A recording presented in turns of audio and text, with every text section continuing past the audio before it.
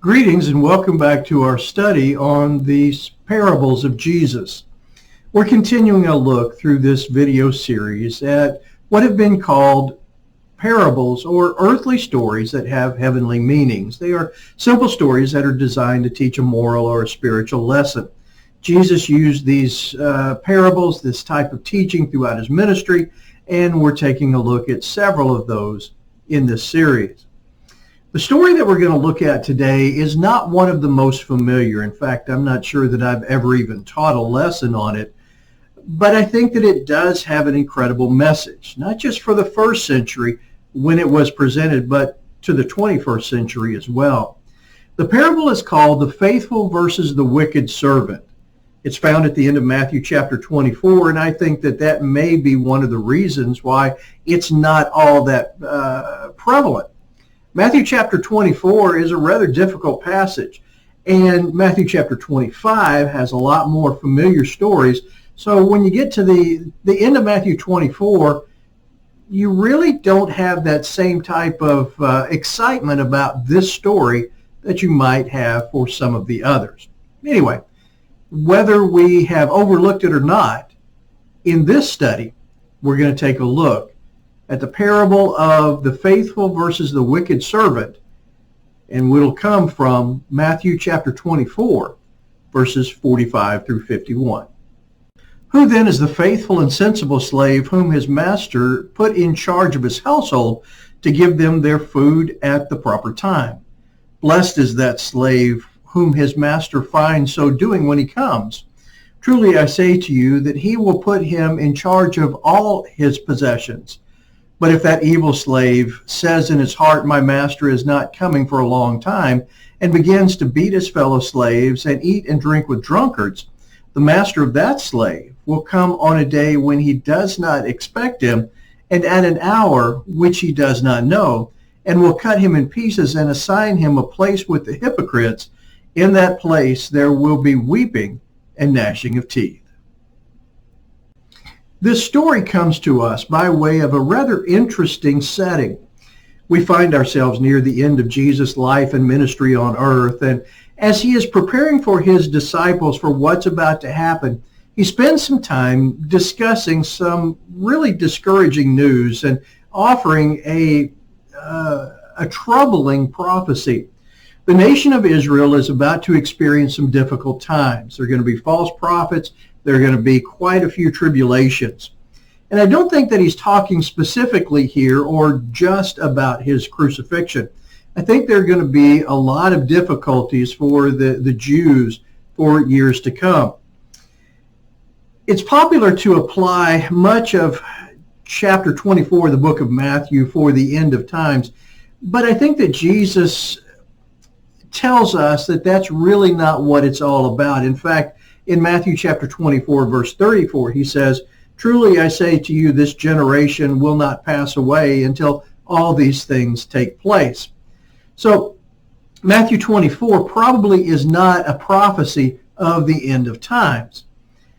In the midst of this discussion of the tribulation, about what is going to happen to the nation of Israel, and in particular really to the temple, he tells several parables. The common theme of these parables is personal accountability through preparation. And the one that we're going to discuss in this lesson fits this context. Now let's take a look at the story that Jesus told. Jesus tells about a master who is about to go away on a journey, and he puts one of his servants in charge of the household. His responsibility was to provide for others in the household. He was to carry out the master's request at the appropriate time. Well, Jesus contrasts the actions of two types of providers and the response that the master will have when he returns, and that return, by the way, will be unannounced. The first one, the faithful servant, does what he is expected to do. He cares for others, and when the master comes back, he is blessed. In fact, he is given a greater amount of responsibility. However, the other servant, the unfaithful servant, doesn't do what he is expected to do. He reasons that since the master will be gone for an extended period of time, he can do whatever he wants. And what he wants is to mistreat or to beat the other slaves, and he goes out and carouses with the other evil people that are out there. However, when the master comes home unexpectedly, he is the one who gets the ultimate mistreatment. It says that the master cut him up into pieces. That's a rather graphic illustration, but that's not the end. He is sent, along with the hypocrites, to the place where there is weeping and gnashing of teeth. Now, the two men had the same assignment in this story and the same expectation. One took care of what he had been entrusted, or those he had been entrusted to protect, and he was rewarded. The other ignored and even abused those that he was supposed to care for, and he was punished. Now again, woven through this story is the unexpected return of the master. Again, pretty straightforward, but what's the lesson? I think we can look at this from two perspectives. The first one is, what was Jesus trying to teach to those that were there originally? What is the lesson to those of his day? I think that the disciples, those who would become the apostles, needed to understand a couple of things. First of all, I think the general overview of this section is designed to remind the disciples that the people of God were about to undergo some very difficult times. They shouldn't be surprised. Jesus was going to tell them about it up front. But the lesson from this parable is that they were about to be entrusted with God's people in God's kingdom, and they needed to take care of them. Now, is he contrasting the way that the Pharisees had misused their authority and possibly had misused the people? I think it's interesting that he uses the term hypocrites in the condemnation. He had just gotten done using this term in a sweeping condemnation of the Pharisees in Matthew chapter 23. So maybe he's contrasting the disciples with the Pharisees. He really doesn't say that, but it is a possibility. But no matter, the apostles were going to need to care for the people that they led. They couldn't abuse them. They couldn't ignore them.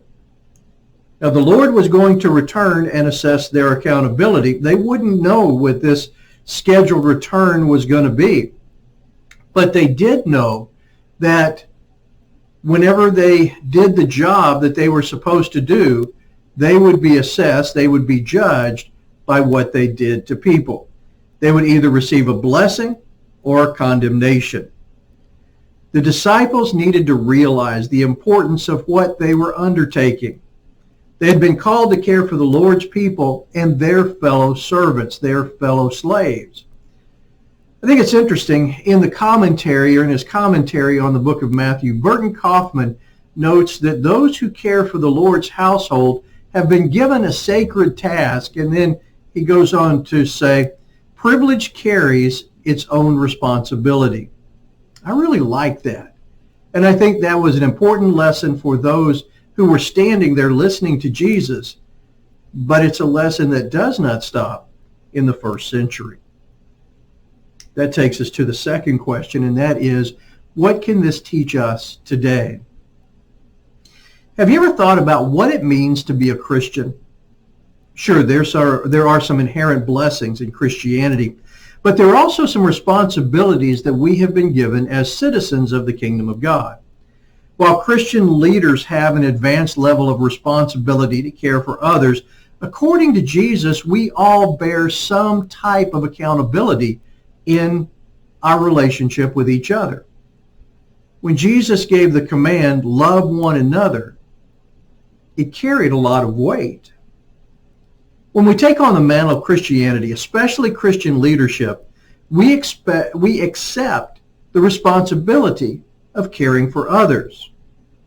Now, by the way, when we talk about Christian leadership, we're not just talking about elders. We're also talking about those things that come with being a teacher or a mentor or a role model. You know, when you think about it, the more mature we become as Christians, the more we are expected to do, and the more that we should be seen as leaders. When we call ourselves Christians, we must live up to the responsibilities that we have been given. According to this parable, we cannot mistreat our brethren. And Jesus takes it one step further. We cannot ignore those that we have been called upon to protect and encourage and take care of by going out and partying with the world. It's important to look forward to the return of the Lord with joy and excitement, but we need to remember that when he returns, whenever that is, we're going to be held accountable for how we have treated each other.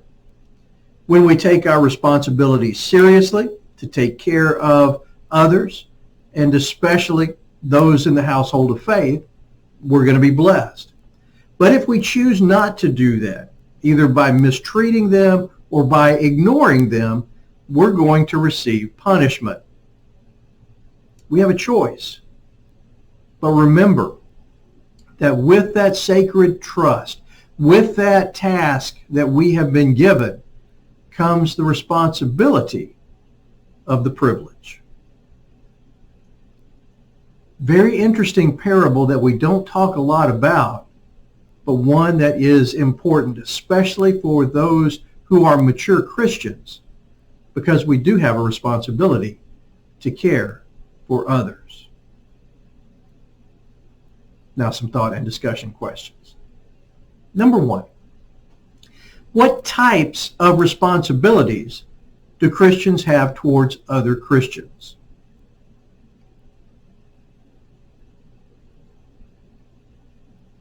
Number two, at your level of maturity, what type of responsibilities do you have towards other Christians?